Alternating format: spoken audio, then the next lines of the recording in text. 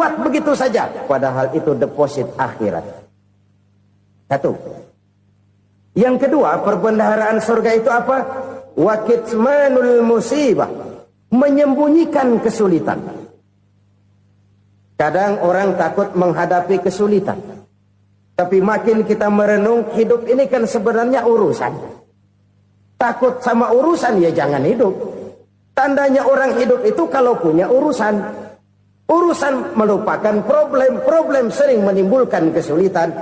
Kesulitan bukan untuk ditakuti, tapi untuk diatasi dan dicarikan jalan keluarnya. Siapa sih orangnya yang gak pernah sulit-sulit? Makin tinggi status sosialnya, makin gede urusannya. Makin tinggi kualitas imannya, makin berat tingkat kesulitannya. Cuma memang yang namanya enak itu seperti pelangi. Biang lala itu nggak pernah di atas kepala kita, di atas kepala orang melulu. Lo sih enak lo, kata kita. Dia juga bilang, yang enak kan lo. Pelangi itu nggak pernah di atas kepala kita. Kata tukang beca, aduh enak ya naik Mercy. Kata tukang beca, apa yang di dalam mobil Mercy? Aduh enak bener tukang beca, di jok ngeringkuk ngorok pulas bener. Saya kamar pakai AC, sejuk, tempat tidur sutra, empuk, alga, spring bed, kulak kulik nggak bisa pulas kalau belum minum Valium, belum tidur. Enak bener tukang beca, di jok ngorok nggak tahu wetan kulon. Si tukang beca bilang yang di Mercy enak, yang di Mercy bilang tukang beca enak. Inilah enak. Nggak pernah di atas kepala kita, di atas kepala orang lain melulu enak itu. Nah, saudara-saudara, yang merupakan perbendaharaan surga itu orang yang bisa menyembunyikan kesulitan, baik pribadi ataupun rumah tangga. Nih terutama rumah tangga yang jadi soalnya. Kadang-kadang kita ini kalau senang, sebaliknya kalau senang kita diam, kalem aja, cuek. Banyak banget duit kita bawaan, diam aja udah. Malah ketemu orang takut. Tapi begitu susah, sekampung tahu. Padahal Nabi mengajarkan perbendaharaan surga itu menyembunyikan musibah, menyembunyikan kesulitan. Kalau enak, cerita sama orang-orang. Kalau nggak enak, rasain sendiri, tekan sendiri, atasin sendiri. Kita kan sebaliknya. Tenang kita diam, asal lagi susah, paling tidak kita nyari teman buat cerita kesusahan. Siapa orangnya yang nggak pernah susah? Cuma soalnya bagaimana kita mengatasi kesusahan itu sendiri. Begitu juga misalnya kalau orang sudah berumah tangga, itu orang tuanya harus menjadi tempat dia cerita yang enak-enak saja. Yang nggak enak rasain berdua, selesaikan berdua, atasin berdua. Jangan dibalik. Asal senang diam, giliran susah aja. Maknya laporan. Terbalik. Bisa menjaga security informasi. Maka nama bayam keluar diam, malah seluitan. Enak amat lo makan daging ayam. Security informasi. Saudara-saudara kaum muslimin rahimakumullah. Ujian yang terberat itu yang pernah diberikan kepada para nabi, para rasul, para aulia, para ulama. Makin tinggi keimanan, makin berat bentuk kesulitan. Ayo saya kemukakan satu contoh saja. Ada seorang nabi yang kaya, nabi kaya, namanya Nabi Ayub. Iblis kalau orang begini kan keki, ibadahnya rajin, kaya. Nih yang kayak begini susah digodain. Kalau ibadahnya rajin, miskin, kali bisa disogok. Sini imannya mantap, ibadahnya rajin, kaya, nabi lagi. Oh, tapi namanya iblis nggak kurang akal. Laporan, Tuhan, kenapa les? Ya ini bahasa saya, bahasa Qurannya sih nggak gitu. Itu hambamu yang namanya Ayub, dia rajin ibadah cuma karena dikasih kaya aja. Coba kasih miskin dia, berhenti dia sembahyang. Ah kamu bisa aja. Saya tahu Ayub itu hambaku yang ikhlas. Saya buktiin Tuhan, silahkan. Dibuktiin lah, iblis turun ke alam ini. Yang mula-mula dia lakukan, dia rusak sawah ladang Nabi Ayub. Dia binasakan binatang ternak Nabi Ayub. Sehingga dalam waktu singkat, jatuhlah Nabi Ayub dari orang paling kaya, jadi orang paling miskin. Beliau masih ibadah di mihrab dalam masjid. Datang iblis. Saudara Ayub, ya, lagi ngapain? Ibadah. Nyembah Allah, nyembah Allah. Oh, percuma. Kenapa? Tuhan yang ente sembah nih, dia udah bikin miskin ente. Sawah ladang ente hancur lebur, binatang ternak binasa. Sekarang ente jadi orang paling miskin. Ngapain nyembah Tuhan kayak begitu? Tekor. Udah berhenti dah ibadah, berhenti ibadah. Ini iblis sama Tuhan laporannya lain, yang dikerjakan kepada Nabi Ayub juga lain. Benar begitu iblis, kata Nabi Ayub. Iya, sawah ladang saya habis, buras. Binatang ternak saya binasa, binasa. Saya miskin, bangpak. Apa jawab Nabi Ayub? Bukan innalillahi, ya, ini hebat. Alhamdulillahillazi a'tani wa akhza minni. Segala puji bagi Allah yang telah memberikan harta kepada saya dan sekarang mengambilnya lagi. Alhamdulillah. Allah yang ngasih, Allah yang ambil. Itu mah urusan Allah. Iblis cuman ibadah jalan terus, sujud lagi Nabi Ayub. Iblis seleher gondok banget. Dasar Nabi nggak mempan dia apa-apain. Miskin malah alhamdulillah. Allah yang ngasih, Allah yang ambil. Jadi kalau kita tidak komit, kita tidak terikat kepada kaya, miskin, senang, susah, apa yang bisa bikin kita susah? Jadikan kekayaan, kemiskinan, jadikan senang, susah sebagai anak buah yang bisa kita atur. Jangan kekayaan ngatur kita, jangan kemiskinan ngatur kita. Kita yang harus mengatur mereka. Senang, susah, kaya, miskin, bahagia, sengsara, jadikan itu anak buah yang bisa kita atur. Kalau sekarang kita kaya, lain saat boleh jadi kita miskin, semiskin-miskinnya. Allah yang ngasih, Allah yang ambil. Tenaga mana yang bisa menghalangi? Ibadah jalan terus. Iblis makin gondok. Dasar Nabi loh. Akhirnya apa? Nabi Ayub dikerjain, diberikan penyakit. Demikian fatal penyakitnya. Bayangin, udah miskin, sakit. Masya Allah. Miskin, sakit. Sakitnya nggak lama, kira-kira 16 tahun. Istrinya 3, 2 mental minta ceraiin. Ngerawatin laki bengek begini. Senang belum tentu, susah udah pasti nih. Cerai aja, cerai dah. Cerai. Tinggal satu Siti Rahmah yang setia menemani beliau. Sesetia-setianya hati perempuan. Satu saat Siti Rahmah bilang, "Bang, iya, abang kan Nabi, Bang. Lalu, namanya Nabi kan doanya jarang meleset, Bang. Maksud kamu minta kenapa sih sama Tuhan biar abang sembuh baik dah, Bang?" Siti Rahmah, iya. Saya sakit berapa tahun sih dah? 16 tahun, Bang. Sebelum ini saya sehat berapa tahun? Ya kira-kira 60 tahun, Bang. Nah, coba ente banding-bandingin, Rahmah. Saya dikasih sehat 60 tahun. Dikasih sakit 16 tahun. Sudah nggak sabar. Mau doa kepada Allah minta sembuh. Saya malu. Malu kepada Allah. Diuji dengan yang luar biasa seperti ini, tidak mengganggu stabilitas kehambaannya. Dia tetap menghamba kepada Allah Subhanahu wa ta'ala. Saudara-saudara kaum muslimin rahimakumullah. Kunci menghadapi kesulitan itu apa? Allah jelaskan dalam satu ayat, wa basyiris sabirin alladzina iza asabathum musibah qalu inna lillahi wa inna ilaihi raji'un. Gembirakan orang-orang yang sabar. Siapa mereka itu? Yang apabila mendapat musibah mereka kembali kepada keyakinan dasar. Segalanya dari Allah dan segalanya akan kembali kepada Allah. Ini konsepsi dasar dari sikap muslim dalam menghadapi berbagai kesulitan. Segalanya dari Allah, segalanya akan kembali kepada Allah. Kalau ini sudah kondisi dasarnya, maka kita akan lapang menghadapi kenyataan bagaimanapun pahitnya. Apakah itu namanya miskin? Apakah itu namanya sakit? Bahkan maut sekalipun, segalanya dari Allah, segalanya akan kembali kepada Allah. Ini sikap hidup, bukan sekedar ucapan.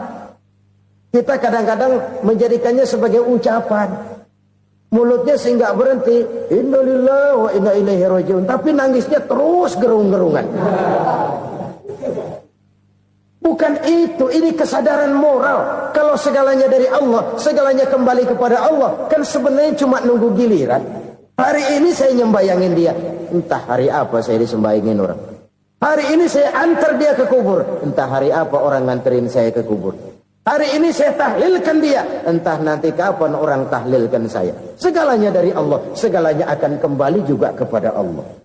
Oleh sebab itu saudara-saudara, kesulitan bukan untuk ditakuti.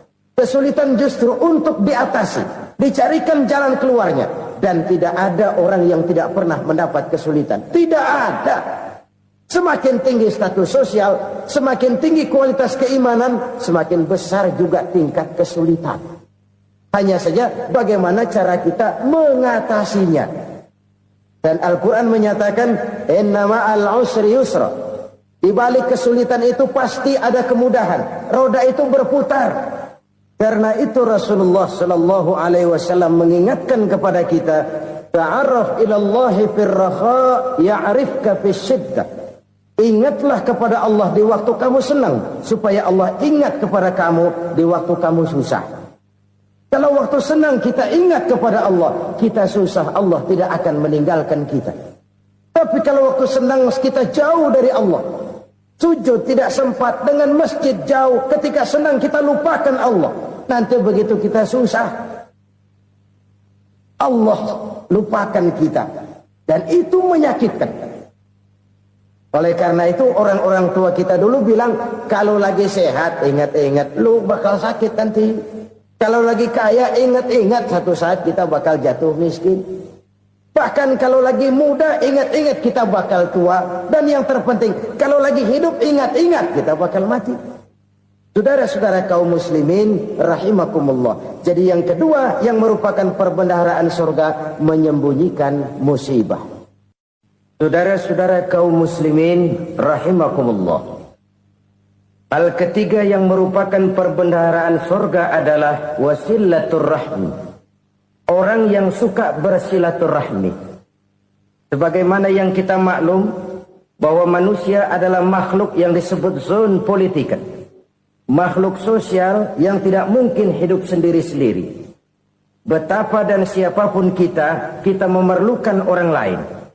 Bodoh betul manusia kalau tinggal di tengah masyarakat tapi tidak mau bermasyarakat.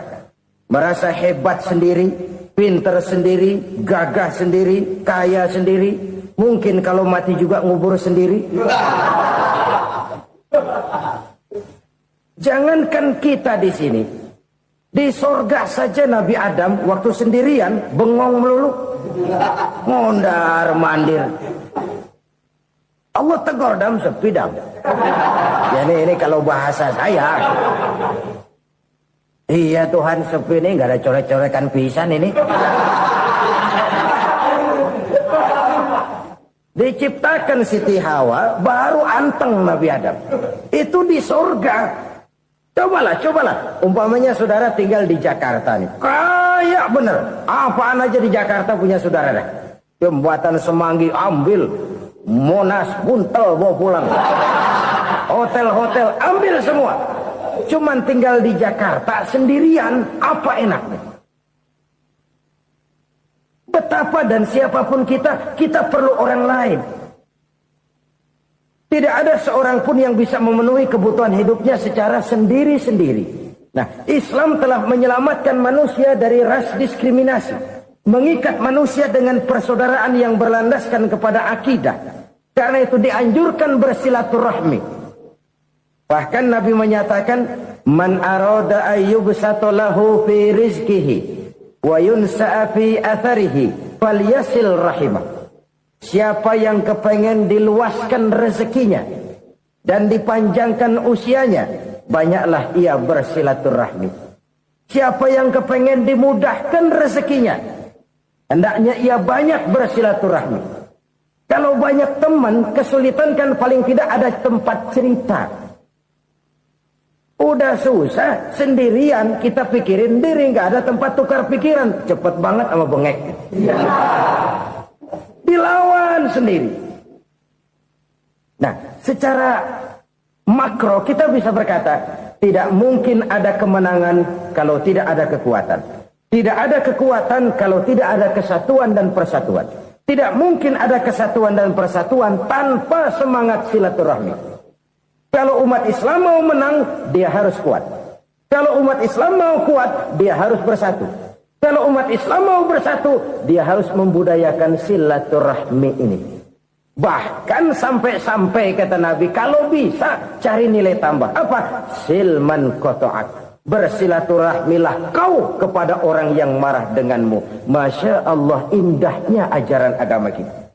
Orang yang marah pun kepada kita, kata Nabi, kalau bisa bersilaturahmilah kepadanya, kepada orang yang marah itu. Di situ nilai tambah.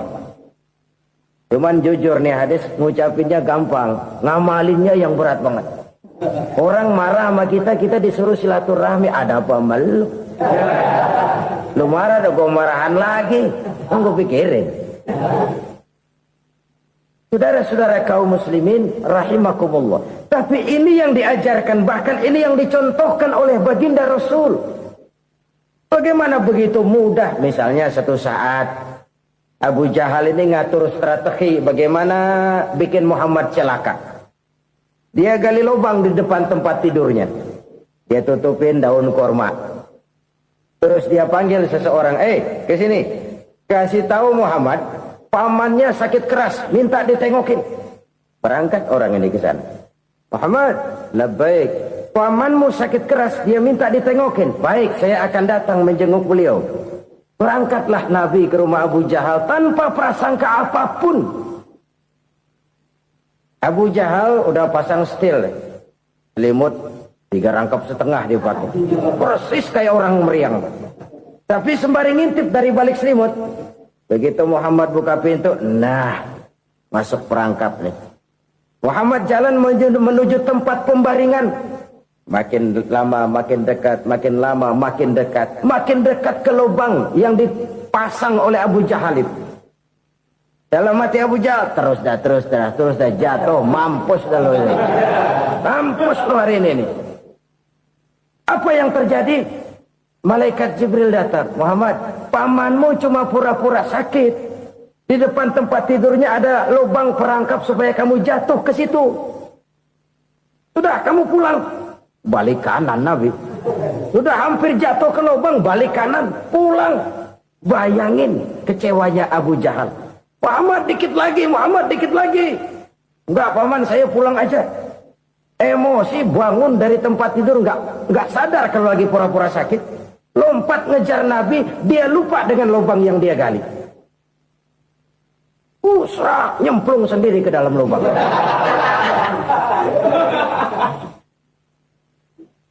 Nabi terus berlalu. Ini terjadi keanehan. Jatuh ke lubang yang dia gali itu sebenarnya nggak terlalu dalam ya, antara 3-4 meteran lah. Tolong, saya jatuh ke lubang ini. Datanglah pelayan-pelayannya itu. Angkat saya dari sini. Oh, yang ngulurin tambang. Satu gulung, belum juga nyampe itu tambang. Kurang, beli lagi ke warung. Sambung, ulur lagi, nggak juga bisa sampai. Wah, ini kerjaan Muhammad ini. Tolong, siapa salah seorang kamu ke rumah Muhammad? Kasih tahu, encangnya kecebur. Minta ditolongin. Sampaikan kepada Rasul. Kenapa? Pamanmu jatuh ke lubang, Muhammad minta tolong diangkatin. Tambang udah nyambung-nyambung, nggak nyampe juga. Ya, nanti saya datang, saya tolong. Coba. Nyata-nyata orang berniat jahat mau mencelakakan dia. Datang dia menolong. Ini yang disebut air tuba dibalas air susu ya ini. Bukan sebaliknya. Air tuba dibalas air susu. Paman, kecebur ya? Iya Muhammad, tolong ini. Pegang tangan saya. Nabi ulurkan tangannya. Nyampe. Dipegang oleh Abu Jahal. Diangkat ke atas. Sampai atas, apa kata Abu Jahal? Sihirmu memang hebat Muhammad. Udah ditolongin dikata sihir. Yang enak kita kemplang kan itu orang begitu. Urusan apa? Tapi inilah akhlak. Kalau bisa kamu bersilaturahmilah dengan orang yang marah kepadamu sekalipun. Orang marah kita tetap baik.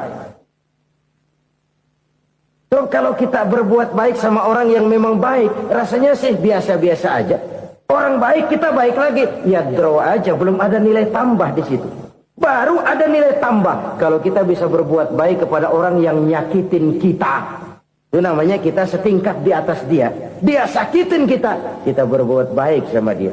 Dia pelit sama kita, kita baik sama dia. Dia marahin kita, kita deketin dia. Di situ kita punya nilai tambah. Jadi siapa yang ingin diluaskan rezekinya, kata Nabi, dan dipanjangkan umurnya, hendaklah ia banyak-banyak bersilaturahmi. Sederhana sebenarnya silaturahmi, tapi silaturahmi membangkitkan semangat kesatuan dan persatuan. Kesatuan dan persatuan melahirkan kekuatan. Dalam matematika 1 ditambah 1 pasti 2. Tapi di tengah masyarakat, 1 orang takut ditambah 1 orang takut, hasilnya jadi 2 orang setengah berani. Kenapa setengah berani? Karena udah berdua. Tadi pan takut sendirian. Kalau dia kumpul turu-turu takutlah jadi berani. Kita yang lemah, kita yang tidak berdaya, kita yang miskin, kalau mau kompak bersatu, apa yang nggak bisa kita kerjain? Apalagi tinggal di kota besar, pilihan cuma 2. Bertahan atau minggir. Bertahan atau minggir. Untuk bisa bertahan harus mampu bersaing. Untuk mampu bersaing harus punya keahlian. Keahlian harus ditunjang dengan pendidikan, ditambah oleh kekompakan sebagai umat. Udah miskin mencar mulu, orang injak kita. Orang nggak pandang urusan apa malu. Oleh karena itu, silaturahmi pada hakikatnya merupakan roh dari ukhuwah yang diajarkan oleh agama kita. Bagaimana Islam menyelamatkan masyarakat manusia dari ras diskriminasi, mengikat manusia, dan tidak ada persaudaraan yang lebih indah selain persaudaraan yang diikat dengan nilai-nilai akidah. Sepanjang orang di jalan Allah, itulah saudara kita. Keluar dia dari jalan Allah, selesailah persaudaraan sampai di situ. Karena itu, kalau ingin menyimpan sesuatu di surga, banyaklah bersilaturahmi. Datang ke rumah ini, datang ke rumah itu, dan lain sebagainya. Itu simpanan kita di akhirat nanti. Ini yang ketiga. Saudara-saudara, yang keempat, perbendaharaan surga itu apa? Wa qawlu la hawla wa la quwwata illa billah. Ucapan la hawla wa la quwwata illa billah. Ibadah kan ada yang berat, modalnya besar. Bangun masjid berat, modalnya besar. Bangun rumah sakit berat, modalnya besar. Ada ibadah yang berat, tapi modalnya ringan. Misalnya puasa. Puasa itu berat, mengendalikan nafsu. Kalau sekedar nggak makan nggak minum sih enteng, mengendalikan nafsu. Itu jihad terbesar, tapi kan modalnya ringan, cuma niat saja. Ini ibadah berat, modalnya ringan. Ada ibadah yang ringan, modalnya juga enteng. Seperti termasuk ucapan la haula wa la quwwata illa billah. Tanpa sadar, la haula wa la quwwata illa billah. Nyelengin tuh di surga. Nyelengin, kita nggak terasa, nyelengin simpenan akhirat. La haula wa la quwwata illa billah. Nyimpan lagi. Kaget, la haula wa la quwwata illa billah, nyimpan lagi, banyak simpanan. Walaupun sebenarnya yang dimaksud di sini adalah kesadaran batin bahwa tidak ada daya dan kekuatan kecuali Allah. Itu intinya. Kita memulai pekerjaan disunahkan baca bismillah, kan begitu. Apa itu? Kesadaran moral. Bahwa ini saya bisa kerjakan. Saya kerjakan ini dengan menyebut nama Allah. Kenapa? Kalau Allah tidak memberikan daya dan kekuatan, mana mampu saya kerjakan ini. Maka saya kerjakan ini dengan menyebut nama Allah. Bismillah. Kesadaran moral. Manusia hanya wajib berusaha, tapi nggak pernah wajib berhasil. Banyak hal-hal yang kalau kita renungkan secara rasio, nggak mungkin Tapi jadi kenyataan. La haula wa la quwata illa billah. Tidak ada daya dan kekuatan kecuali bagi Allah semata-mata. Kesadaran moral akan kelemahan dan keterbatasan makhluk bernama manusia. Kadang kita kagum dengan otak, tapi kita sering lupa sama yang bikin otak. Padahal bagaimanapun hebatnya otak, yang bikin otak pasti lebih hebat dari otak. Nggak percaya, silahkan otak-otakan. Inilah kecenderungan. Kita kagum dengan pesawat-pesawat mutakhir, bukan main besi gede banget terbang itu. Alangkah hebatnya. Lalu apa yang bikin otak tidak lebih hebat dari itu semua? Kita puji laut. Apa yang bikin laut tidak lebih hebat dari laut itu? La haula wa la quwata illa billah. Tidak ada daya dan kekuatan kecuali Allah. Apa yang bisa kita lakukan kalau tidak karena daya dan kemampuan yang diberikan oleh Allah kepada kita? Lahirlah sikap tawadu, rendah hati. Tidak melonjak menjadi angkuh dan sombong. Sadar akan kelemahan dan keterbatasan diri. Sebagai makhluk yang diciptakan oleh Allah subhanahu wa ta'ala. Jadi satu sisi ini ucapan yang berpahala. La haula. Jadi wiridan. Pada sisi lain ini kesadaran moral. Sikap mental. Kesadaran batin. Bahwa yang punya daya dan kekuatan itu cuma Allah. Kita nggak pantas untuk sombong. Sebab sombong itu pakaiannya Allah. Kita nggak sedang pakai pakaian Allah kegedean. Dan makin kita renungi, makin terbentur. Apa sih yang bisa kita sombongin? Kita mau sombong apa? Kaya?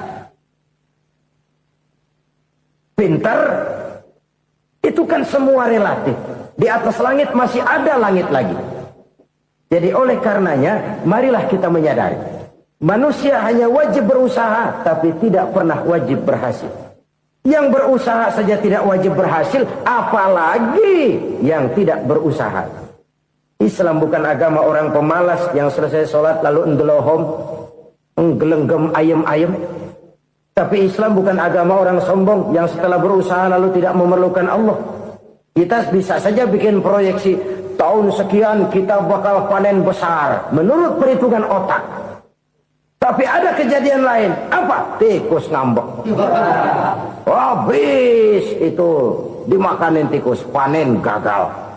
Proyeksi rasional gagal oleh tikus-tikus yang ngambek itu. Bisa saja terjadi. Tahun depan kita panen besar, urung. Kenapa? Musim panas panjang. Dan sekarang ini koran-koran bikin berita musim mengalami penyelewengan. Bukan cuma manusia yang nyeleweng sekarang. Musim pakai nyeleweng. Mestinya kan musim hujan udah selesai. Masih hujan-hujan juga. Musim. Nah sekarang kita boleh bikin proyeksi. Kita bakal panen besar. Tahu-tahu musim panas panjang. Sawah retak, air kering. Cari teknokrat yang paling botak. Suruh pendekin tuh musim panas. La haula wa la quwata illa billah. Inilah kesadaran moral. Saudara, saya teringat satu saat ada seorang konglomerat. Umurnya ya kira-kira 70-an. Satu saat dia ditanya oleh wartawan, "Pak, umur Bapak berapa sih?" "Ya paling 10 tahun."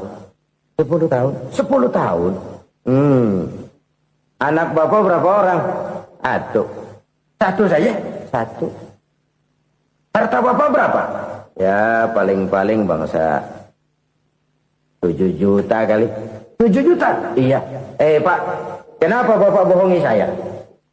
Bapak punya buku biografi. Koran-koran, majalah-majalah banyak memuat cerita riwayat hidup Bapak.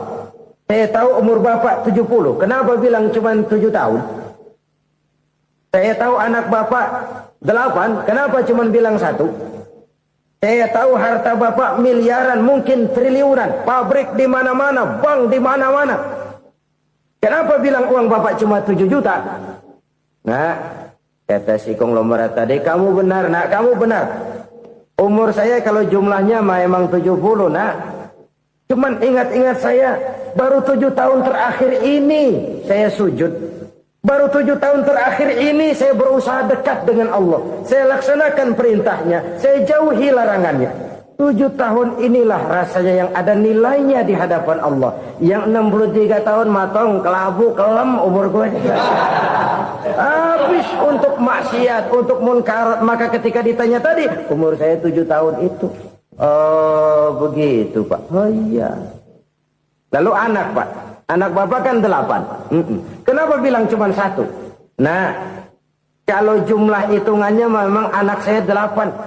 Tapi dari 8 orang ini rasanya cuma 1 nih yang bakal jadi buah hati, belahan jantung, pelanjut cerita, penerus sejarah, bakal jadi anak soleh yang akan mendoakan saya. Cuma 1 rasanya anak saya ini yang bakal jadi buah hati saya, besar-besaran saya, yang akan mendoakan di kubur saya, yang akan mendoakan di akhirat saya. Yang 7 orang mana? Masya Allah, yang 1 tenggeng, yang 1 nyekek botol mulu, yang 1 nggak karu-karuan. Makanya saya bilang 1 anak saya yang akan bisa mendoakan saya. Oh begitu Pak. Iya. Nah harta Pak, harta Bapak kan triliunan. Pabrik Bapak di mana-mana. Uang Bapak hampir di tiap bank-bank besar. Kenapa bilang cuma 7 juta? Betul kau nak. Harta saya kalau jumlahnya memang miliaran, triliunan mungkin. Tapi yang saya ingat baru 7 juta tuh yang saya belanjakan di jalan Allah. Saya nyumbang masjid, saya santuni yatim piatu, saya bantu pembangunan pesantren, saya bantu pembangunan rumah sakit Islam. Itu yang akan saya bawa pulang ke akhirat, yang 7 juta itu. Yang triliunan itu nanti akan diperebutkan oleh anak-anak saya sebagai waris saya. Jadi harta saya 7 juta itu yang bakal nemenin saya di akhirat, yang akan saya bawa pulang jadi teman saya. Saudara-saudara kaum muslimin, jangan-jangan orang tua itu adalah kita-kita ini. Jangan-jangan kita-kita ini adalah orang tua itu. Jangan-jangan itu potret dari diri kita masing-masing. Dari sekian umur yang diberikan Allah, berapa tahun yang ada nilainya di hadapan Allah. Dari sekian anak-anak yang merupakan amanah, berapa yang akan mendoakan kita sebagai orang tuanya menjadi anak soleh. Dari sekian banyak harta yang diberikan Allah, berapa yang akan kita bawa pulang menghadapnya nanti, yang kita belanjakan di jalan Allah. Ini sebuah potret kehidupan. Karena itu kita kembali kepada la haula wa la quwata illa billah. Kita wajib berusaha, kita wajib berikhtiar. Selebihnya, segala daya dan kekuatan hanya milik Allah saja semata-mata. Satu kesadaran batin dari setiap pribadi muslim.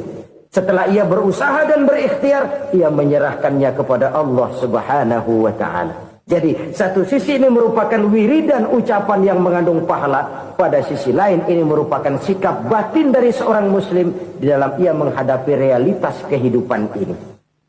Saudara-saudara kaum muslimin rahimakumullah. Kalau ini kita jadikan satu basis kehidupan, maka ini akan menyelamatkan manusia dari kemungkinan tergelincir menjadi orang yang lupa diri dan lupa darat. Sebab itu Imamul Ghazali berpesan, jadidis safinah fa innal bahra amiq wa khuziz zad fa inna safara ba'id wa khaffifil hamla fa innal hamla sadid. Perbarui selalu kapalmu karena lautan sangat dalam. Bawa bekal yang banyak karena perjalanan ini sangat jauh. Ringankan beban karena kebanyakan beban akan menyakitkan. Alangkah indah kalimat ini, alangkah dalam makna yang terkandung di sana. Perbarui selalu kapalmu karena lautan sangat dalam. Apa artinya ini? Jaga mentalmu baik-baik. Pelihara imanmu baik-baik karena hidup penuh cobaan seperti lautan. Kita kalau berlayar di lautan kan kadang-kadang tenang, angin bertiup sepoi-sepoi basah. Jika malam datang, bintang gemintang bertabur menghias cakrawala. Rembulan memantulkan sinarnya dengan indah. Dalam keadaan begitu berlayar enak. Tapi lain saat ombak menggunung, halilintar menyambar, angin topan bertiup.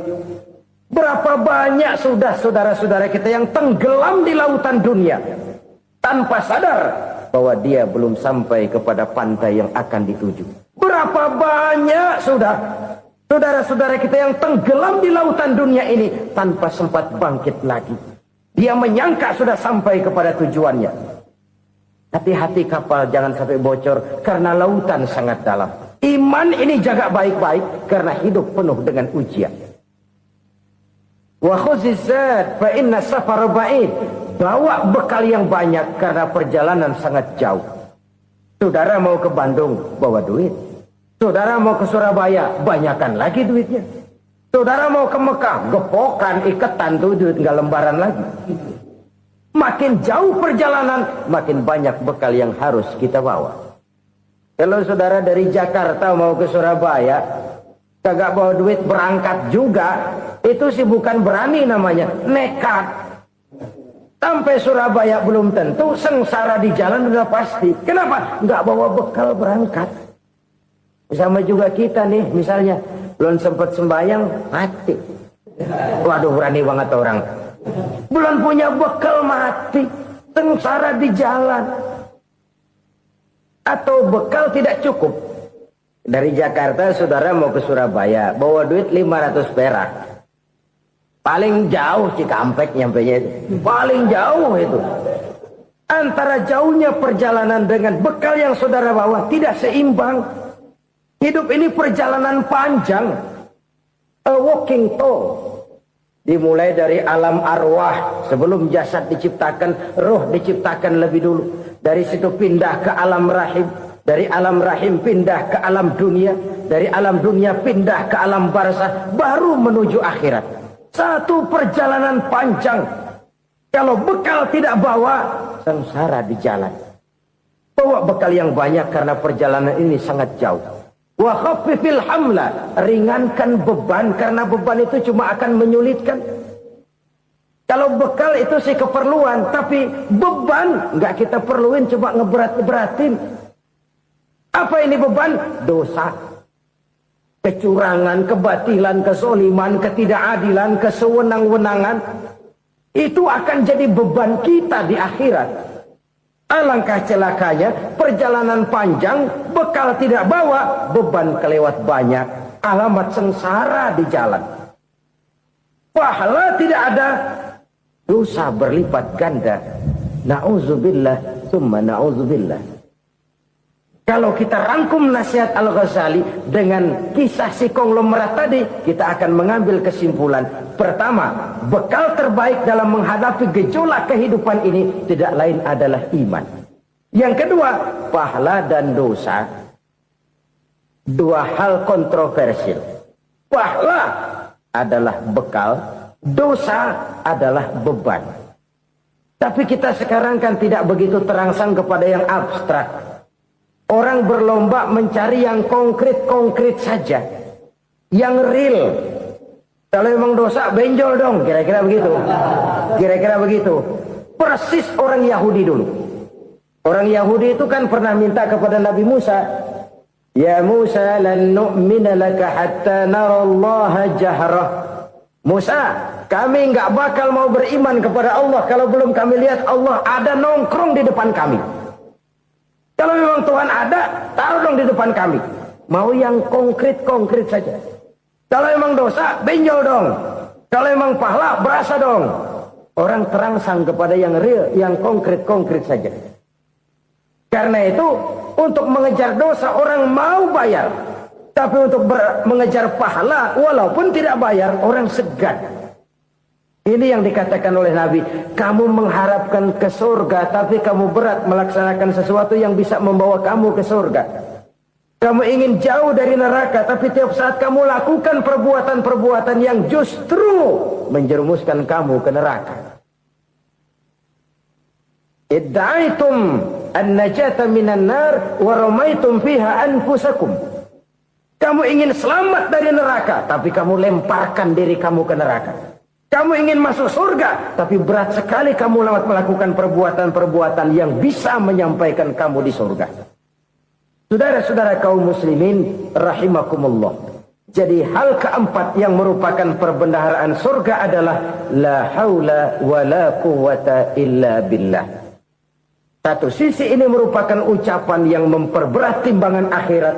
Pada sisi lain ini merupakan sikap hidup seorang muslim, kesadaran batin yang sangat dalam bahwa tidak ada daya dan kekuatan kecuali Allah.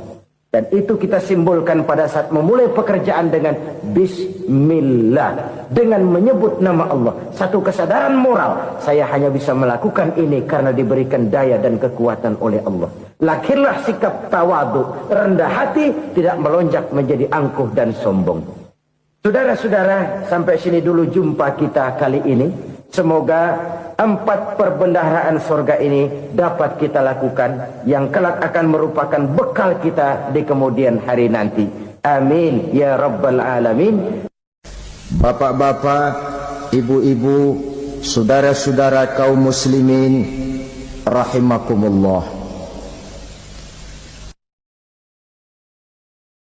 Di dalam kehidupan kita sebagai seorang muslim, minimal 5 kali dalam sehari semalam kita mendengar seruan untuk mendirikan solat yang disebut azan. Ada kalimat menarik di dalam kalimat azan itu, yakni seruan hayya 'alal falah, marilah menuju kepada keberuntungan, marilah meraih kemenangan. Seruan ini adalah kecenderungan dari setiap manusia, apapun warna kulitnya. Artinya, setiap orang dalam hidup selalu ingin meraih dan mencari kemenangan. Kemenangan akan melahirkan kepuasan batin, dan kepuasan batin memberikan kebahagiaan. Sedangkan kekalahan melahirkan penderitaan batin, dan penderitaan batin menjerumuskan seseorang di dalam berbagai bentuk kerugian. Jikalau inilah seruan azan, maka masalahnya ialah apa yang menyebabkan kita meraih kemenangan. Al-Quranul Karim memberikan tuntunan dan ajaran kepada kita bahwa orang-orang yang memperoleh kemenangan itu tidak lain adalah orang-orang yang bertakwa. Hanyalah mereka yang bertakwa kepada Allah Subhanahu wa ta'ala pada akhirnya akan tampil sebagai pemenang. Lalu siapa orang yang bertakwa itu? Dijelaskan dalam awal-awal Al-Baqarah, orang yang bertakwa yang akan meraih kemenangan.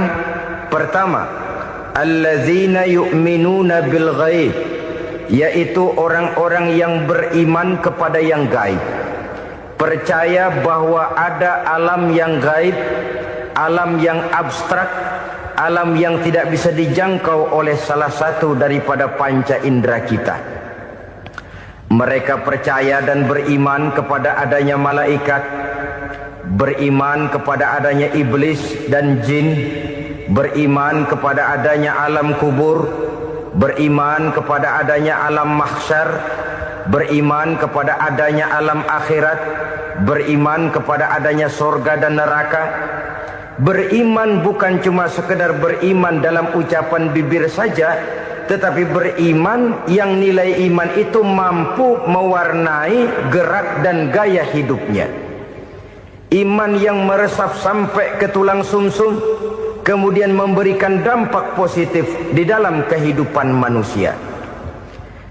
Alam, kita tahu, adalah sesuatu yang selain Allah, dan Allah bukanlah alam.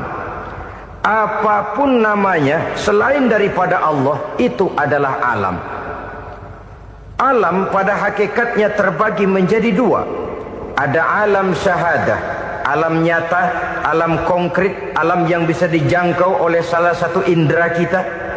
Kemudian ada alam ghaib, alam yang tidak bisa dijangkau oleh panca indera kita, alam metafisika, alam abstrak, alam yang wajib kita imani keberadaannya.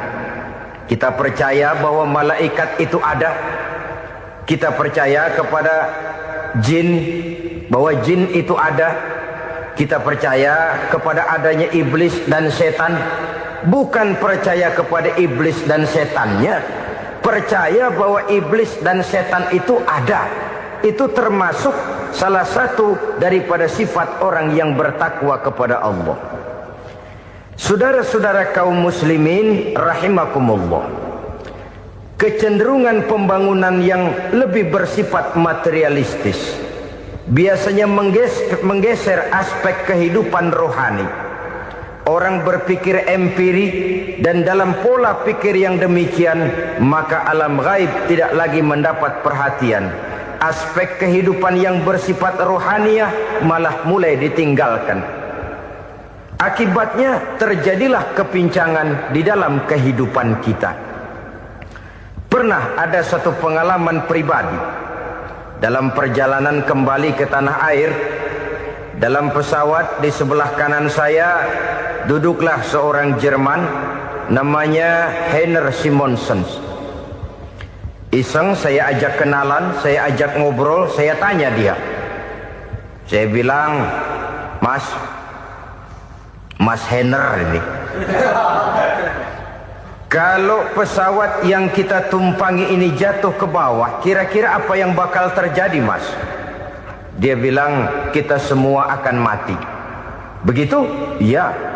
Oke. Apa itu mati? Tanya saya.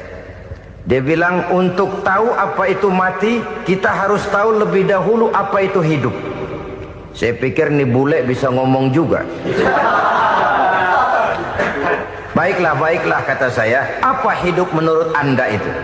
Oh, hidup itu dia bilang, kalau seluruh anggota badan kita bekerja secara normal, paru-paru memompa darah secara normal, jantung berdetak secara normal, sel-sel tubuh bekerja secara fit, dan organisme tubuh hanya mau bekerja secara normal, dia bilang, kalau kita memberi makan yang cukup, menu yang teratur, dan gizi yang lengkap. Saya bilang, kesimpulannya apa, Ner? Dia jawab, hidup adalah dari tangan ke mulut. Life is from the hand to the mouth, kata dia. Hidup adalah dari tangan ke mulut. Jadi masalah hidup tidak lebih daripada masalah isi perut. Orang pergi pagi, pulang sore, peras keringat, banting tulang, perut yang dibelain. Saya bilang, you are wrong. Sampean salah, Ner. Kamu orang Islam bukan? Bukan. Pantas. Kenapa saya salah? Dia bilang, ya jelas salah. Salahnya di mana? Kamu ini manusia. Kalau hidup cuma dari tangan ke mulut, saya bilang, kambing di kampung saya juga begitu pikirannya, Ner. Itu kambing di kampung saya, asal perutnya kenyang, sudah hidup dia. Perkara besok bagaimana, lusa prospeknya macam mana, bulan depan ada apa, kambing nggak pernah mikir. Di kampung saya kambing juga pikirannya begitu. Kamu Kristen ya? Tadinya. Loh kok tadinya, lalu apa sekarang kamu ini? Dia bilang, sekarang saya netral. Saya tidak beragama, tapi saya percaya kepada Tuhan sebagai pencipta alam. Saya ingat benar dia bilang, I haven't any religious, but I believe to God as the creator of the world. Kenapa bisa netral begitu, Ner? Habis saya bingung katanya. Islam bilang Islam baik, Kristen bilang Kristen baik, Hindu Buddha bilang Hindu Buddha baik, semua agama baik. Saya netral sekalian, nggak beragama. Yang penting saya percaya kepada Tuhan.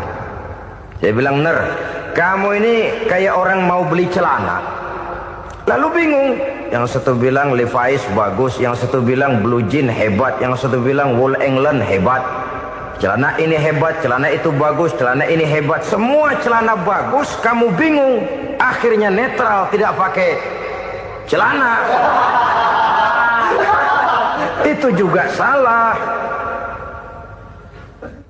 Saya pikir-pikir, kemudian saya melihat bahwa dua pola berpikir Heiner ini nampaknya sudah mulai menggejala di lingkungan masyarakat bangsa kita. Disadari atau tidak, secara jujur kita harus berkata, dua pola pemikiran Heiner ini mulai berkembang di tengah masyarakat bangsa kita. Pertama, pola pikir materialisme. Hidup adalah dari tangan ke mulut. Masalah hidup tidak lebih masalah isi perut. Itu yang perlu dibela, dan disitulah arti kehidupan. Pergi pagi pulang sore, peras keringat banting tulang untuk mempertahankan perut. Kalau sudah kemari cara orang berpikir, maka buat apa percaya kepada yang gaib? Untuk apa sholat? Untuk apa puasa? Untuk apa zakat? Untuk apa menghadiri majelis taklim? Tanpa kepercayaan kepada yang gaib, hidup berjalan menurut alur empiris dan materialis. Kalau sudah ke sana cara orang berpikir, biasanya orang lalu cenderung menghalalkan segala cara. Hanyalah orang yang percaya bahwa akhirat ada. Hanyalah orang yang percaya bahwa alam kubur itu ada. Hanyalah orang yang percaya bahwa malaikat itu ada, hidupnya akan lebih terarah dan terkendali. Karena kepercayaan kepada yang gaib, yang merupakan fase daripada kehidupan setelah hidup yang sekarang ini, mewarnai gerak pribadi seseorang di dalam dia melakukan kegiatan hidupnya. Pola berpikir materialisme, disadari atau tidak, mulai menggejala di lingkungan masyarakat bangsa kita. Hidup tidak lebih dari urusan tangan ke mulut, mulut ke tangan, tangan ke mulut. Asal perut sudah kenyang, hiduplah sudah. Perkara bagaimana prospek hari yang akan datang, bagaimana akhirat, tidak jadi persoalan. Ini yang oleh Nabi diperingatkan, ad-dunya sijnul mu'min wa jannatul kafir. Dunia adalah penjara bagi orang beriman dan surga bagi orang kafir. Dulu di zaman Belanda hadis ini pernah disalah tafsirkan, disalah artikan, digunakan sebagai senjata untuk mengkebiri dan membuat impoten umat Islam. Sudahlah umat Islam gak usah macam-macam, kata Belanda. Dunia ini kan penjara buat orang Islam, surga buat orang kafir. Di penjara jangan bertingkah.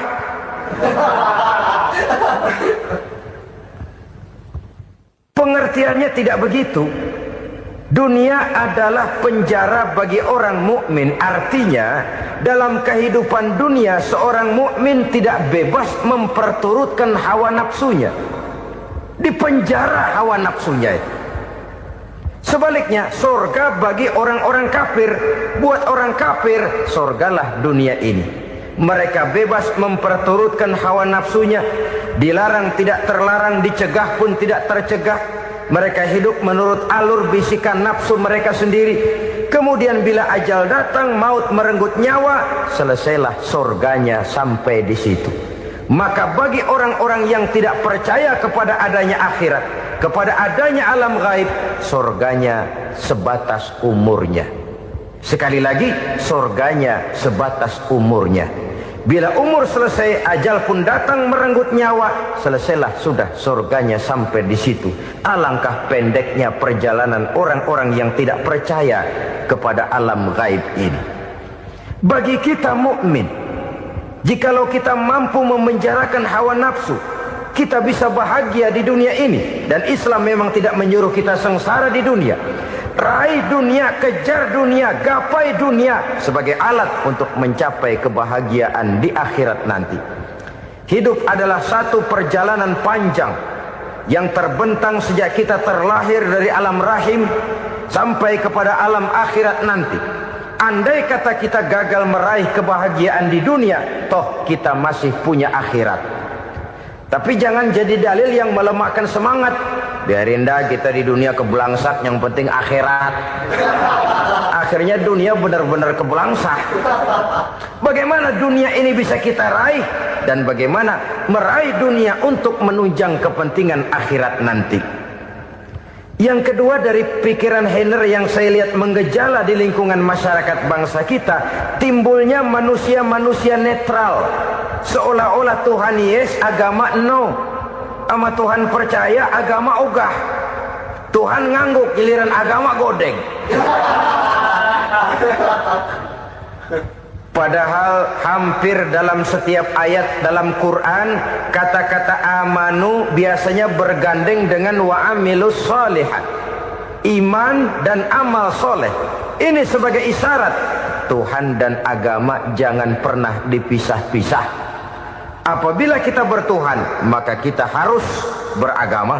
Apabila kita beragama, maka agama itu harus bersumberkan dari Tuhan yang kita imani itu. Tidak mungkin kita pisah, Tuhan yes, agama no. sama Tuhan percaya tapi agama bikin sendiri. Sembayangnya cukup bengong 2 jam madep ngulon.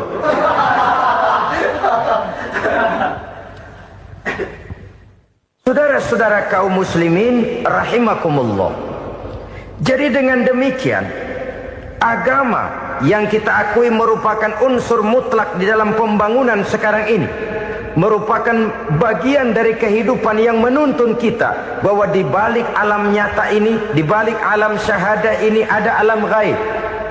Dan mudabbir, merabbi, yang mengatur, yang menguasai, yang memelihara baik dia alam nyata, baik dia alam gaib, tidak lain adalah Allah Subhanahu wa ta'ala. Di sana ada satu super power, satu maha kekuatan yang kita perlu bersandar kepadanya. Sebagai makhluk nyata yang hidup di alam nyata, berbuatlah secara nyata sebagaimana harusnya kita berbuat. Karena Islam jelas bukan agamanya orang pemalas. Islam jelas bukan agamanya orang yang mengajarkan setelah selesai sholat boleh duduk, nggelenggem ayam-ayam, ndelohom, menghitung bintang di langit sambil menunggu keajaiban. Tidak. Islam adalah agama yang mengajarkan apabila sholat sudah selesai kamu kerjakan, bertebaranlah di permukaan bumi, cari karunia Tuhanmu. Jangan hidup berpangku tangan menunggu keajaiban. Karena hidup bukan undian. Jangan berharap untung besar tanpa mau peras keringat. Tapi di sebalik itu toh kita juga harus yakin bahwa di sisi usaha nyata yang kita lakukan ada satu super power, satu maha kekuatan gaib yang menentukan berhasil dan tidaknya usaha kita. Kepercayaan kepada hal semacam inilah yang mendorong kita untuk mempunyai sandaran vertikal, agar jikalau usaha ini berhasil, kita tidak lupa diri dan lupa daratan. Jikalau usaha ini gagal, kita tidak putus asa dan buruk sangka, tidak cupik pandangan dan sempit hati, tapi mampu melihat persoalan dengan kacamata putih sambil husnuzon kepada Allah Subhanahu wa ta'ala. Kita percaya malaikat itu ada. Ada yang namanya raqib dan atid, mengawasi gerak hidup kita sampai kepada gerak hati kita.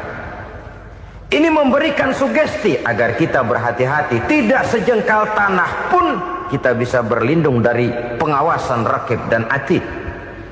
Ada munkar nakir yang akan menyoal kita di alam kubur. Ada malaikat Malik, penjaga neraka. Ada malaikat Ridwan yang menjaga surga. Kita percaya kepada adanya jin. Kita percaya kepada adanya setan, iblis. Percaya kepada adanya, bukan mempercayai si setan, si iblis lalu menjadikannya sebagai teman. Tidak. Percaya bahwa mereka itu ada dan merupakan makhluk Allah yang gaib, yang diciptakan Allah Azza wa Jalla. Kepercayaan kepada alam gaib memberikan motivasi terhadap gerak lahir manusia, sehingga dengan motivasi kepercayaan kepada yang gaib, gerak lahir jadi lebih terarah, jadi lebih terpelihara. Pernah seseorang bertanya, "Pak, apakah adanya akhirat bisa dibuktikan secara ilmiah?" Saya bilang tidak bisa, tidak bisa. Kenapa? Karena yang berangkat nggak pernah pulang kemari lagi. Kalau dia pulang kemari bisa kita tanya bagaimana enak di sono. Cuma secara moral saya katakan, lebih beruntung orang yang percaya kepada akhirat daripada yang tidak. Sekarang saudara percaya akhirat ada, lalu saudara baik-baik di dunia, sholat, puasa, zakat, menolong orang lain, menebarkan kebajikan. Saudara mati, andai kata akhirat tidak ada, toh dalam hidup saudara sudah berbuat baik. Paling tidak nama saudara akan dikenang sebagai orang baik.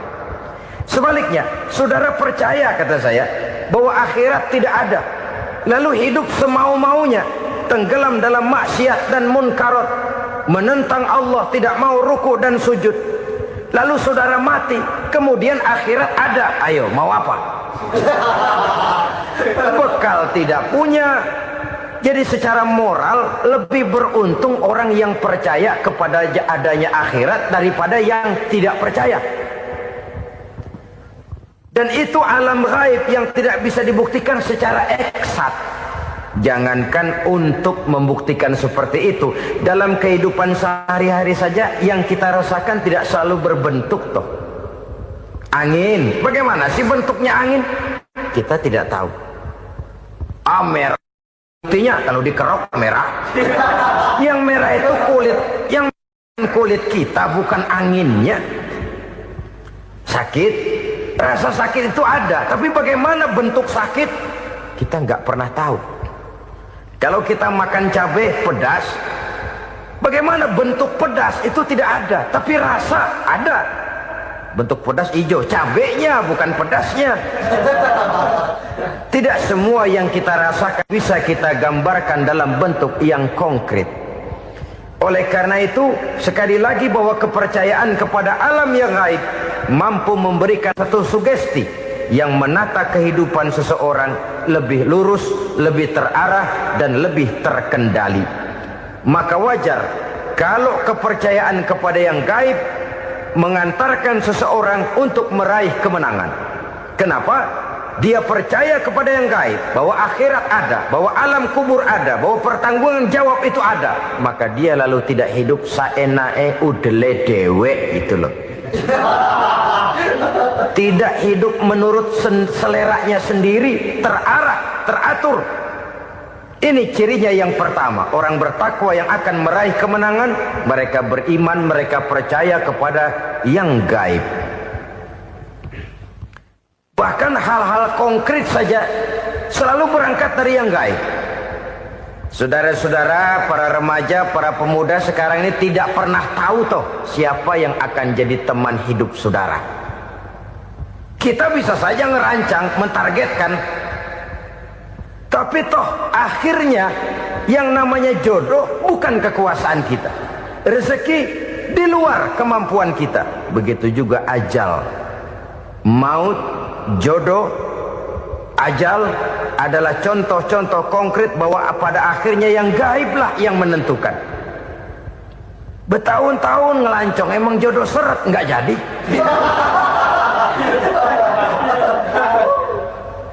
Begitu kenal baru setengah malam nginep ditangkap hansip.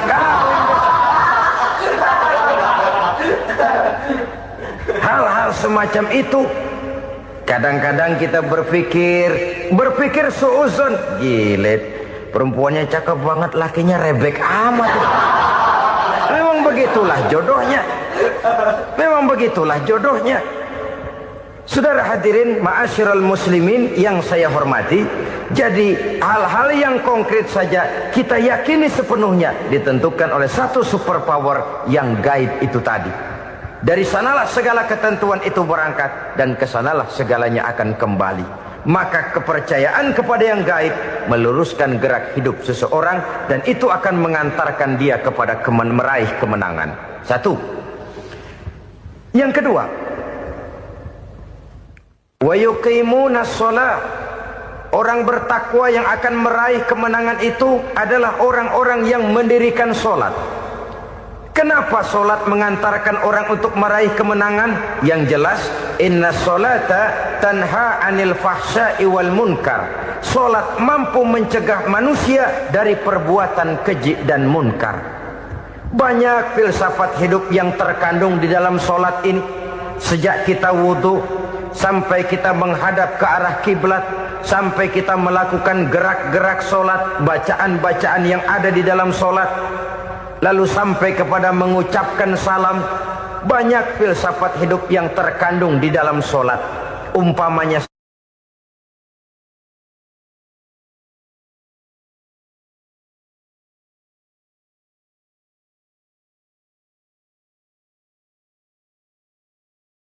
tujuh macam perkara yang merusak akidah dan keimanan, merusak amal perbuatan yang sudah kita kerjakan, merusak sendi-sendi kehidupan sosial, pendek kata merusak segala hal di dalam kehidupan kita. Jauhilah olehmu tujuh macam perkara yang merusak. Yang pertama, asyirku billah, menyekutukan Allah Subhanahu wa ta'ala. Agama dimulai dari keyakinan, maka kehancuran agama selalu dimulai dari kehancuran keyakinan, iman atau akidah yang dimiliki oleh seseorang. Dan untuk menghancurkan nilai-nilai iman yang kita miliki ini, orang rasanya tidak akan menghantam kita dengan peluru kendali. Orang tidak akan mengirimkan nuklir ke sini. Orang tidak juga akan mengirimkan satuan militernya ke sini untuk menghancurkan nilai-nilai iman. Dibanjiri kita dengan paham-paham yang merusak dan mendangkalkan akidah, baik ia bernama materialisme, baik ia bernama sekularisme, baik ia bernama banjirnya maksiat dan munkarat, baik ia bernama banjirnya peradaban dan kebudayaan yang menghancurkan moral daripada anak-anak kita. Sedikit demi sedikit melenturkan dan melunturkan nilai-nilai keimanan kita, untuk kemudian pada waktunya nilai iman itu akan bertukar dan berganti menjadi nilai syirik kepada Allah Subhanahu wa ta'ala.